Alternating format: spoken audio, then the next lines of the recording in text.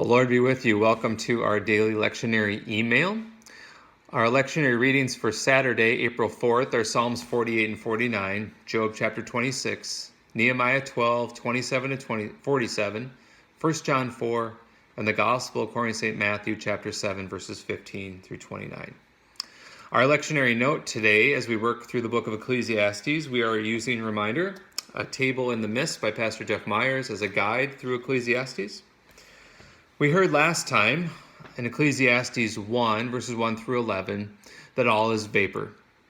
Life is wispy, water in the air. How do you grab water? You can't. How do you catch water? It flows through your hands. And that's what life is like. Now, King Solomon, who wrote Ecclesiastes, he taught in Proverbs that hard work is good.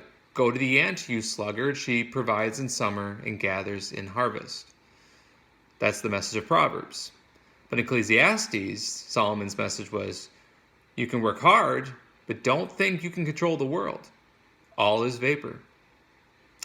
The next section in chapter 1 of Ecclesiastes continues with this theme of the difficulty of control with a new wrinkle. Chapter 1, verses 12 and 13, Solomon wrote, I, the preacher, or I, the king gatherer, have been king over Israel in Jerusalem, and I set my mind to seek and explore by wisdom concerning all that's been done under heaven. Now, wisdom is good. Proverbs 4 teaches us to get wisdom. Proverbs teaches young people to love wisdom, pursue it, and get it. After all, whoever finds wisdom finds life and obtains favor from the Lord. Loving wisdom is to love the Lord and to love life, but to hate wisdom is to love death. But even the pursuit of wisdom is vapor. If we obtain wisdom, it doesn't mean that we can control life or we can control the world. A wise king like Solomon, he couldn't control everything. He was the wisest king in Israel. All the wisdom he had, all was vapor. In fact, Solomon confessed that controlling everything was like shepherding the wind. Think about that, shepherding the wind. Chapter 1, verses 16 and 17, Solomon wrote, I said to myself, behold, I have magnified and increased wisdom more than all who were over Jerusalem before me. And my mind has observed a wealth of wisdom and knowledge.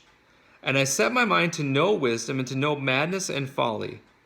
I realize that this also is shepherding the wind. Now, my English translation says striving after the wind, but shepherding is a more consistent, faithful translation of this term. And it teaches the same difficulty as controlling the vapor. Grasping water, grasping vapor is impossible. Shepherding, directing the wind is also impossible. Now, why Solomon sought to understand everything, to understand work, to understand man's purpose, and with all his wisdom, he concluded, it's vapor. Work as hard as you can, but you try to gain the whole world, in the end, you're going to be frustrated. What you're trying to do is as possible as controlling a stream or redirecting the blowing wind. It's impossible. And this is an important lesson in our day, in the culture in which we live. A nation, a society that seeks to work 7 days a week, trying to get ahead, work up the corporate ladder to gain the whole world, money, power, fame, control. One of our own poets has said, poor man wants to be rich man wants to be king ain't satisfied till he rules everything. This is vapor. There's no way to live. In and of itself, work is already hard. Sin has affected our creational task to subdue the ground. It produces thorns and thistles.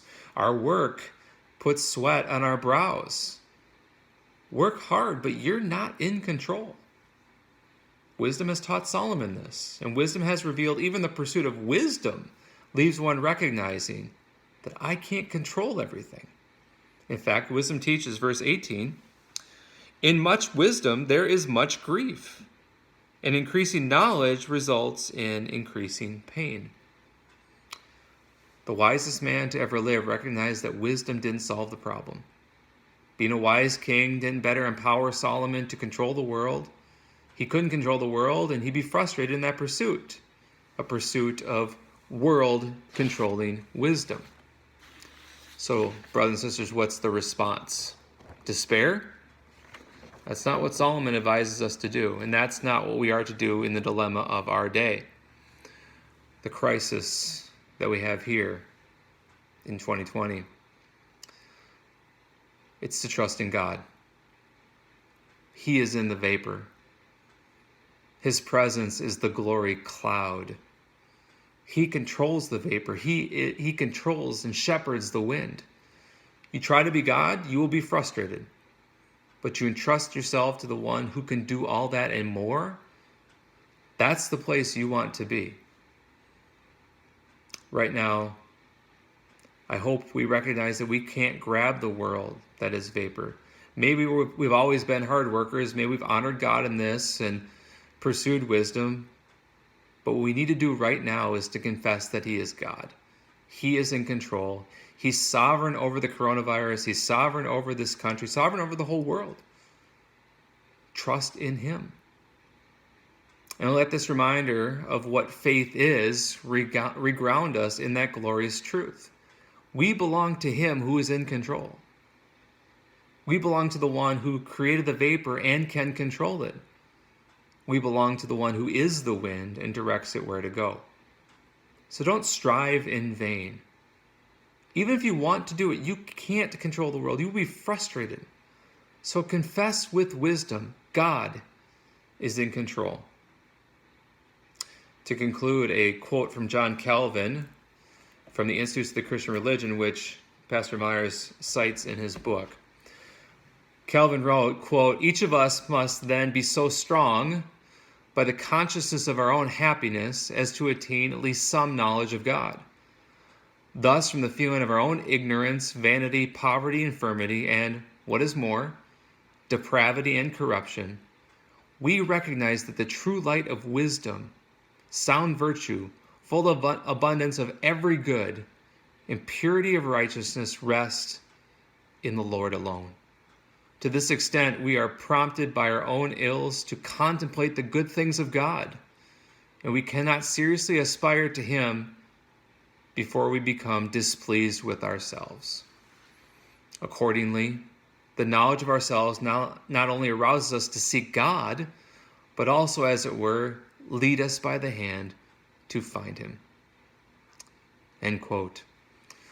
Brothers and sisters, more in Ecclesiastes next time we get into chapter 2. In the meantime, trust God, confess your dependence upon Him, and the Lord be with you all. Amen.